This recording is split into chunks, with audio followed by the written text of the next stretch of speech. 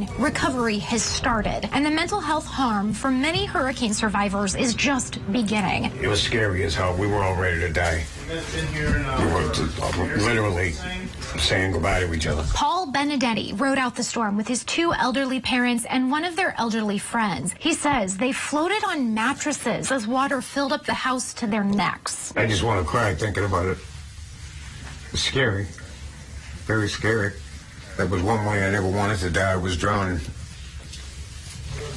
And I couldn't do anything to help anybody. The variability in response to these kinds of events is very vast. Allison Holman and Dana Rose Garfin both research hurricane psychological impacts. They say acute stress disorder is the most common negative mental health response after hurricanes. Think early PTSD, where it is hard for someone to function. You might experience being startled, anxiety, nightmares, re-experiencing, feeling like the event's happening again. You could experience it with dissociation symptoms, so feeling like you're out of your body and so forth. That can eventually lead to long-term anxiety or depression or PTSD, even suicide in some cases. A 2020 study found overall suicide rates increased 23% in the months after natural disasters. Hurricane news coverage consumption contributes to mental health damage too. People who were at the event, who knew people at the event,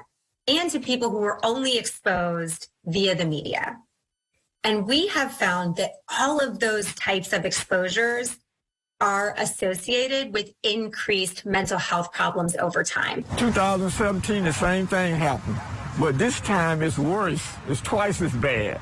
Maybe 3 times as bad. Someone with a mental health diagnosis or a person who's lived through a hurricane are more at risk for negative mental health impacts. Secondary trauma, suffering after witnessing someone else's distress, is also common for first responders, to healthcare providers, to journalists. For those on the ground now, the experts say they should be letting stressed survivors process that in time, but have compassion and help should someone need that. We don't want it to broadly force people to be reliving a traumatic event when they're still in that early phase, and they may recover or heal over time. You know, at the same time, we want to have resources available to people. It's really important that people have mental health first aid available to them, especially if it's done in a really compassionate way. It's going to help bring people back from the edge of having too many symptoms, mental health symptoms.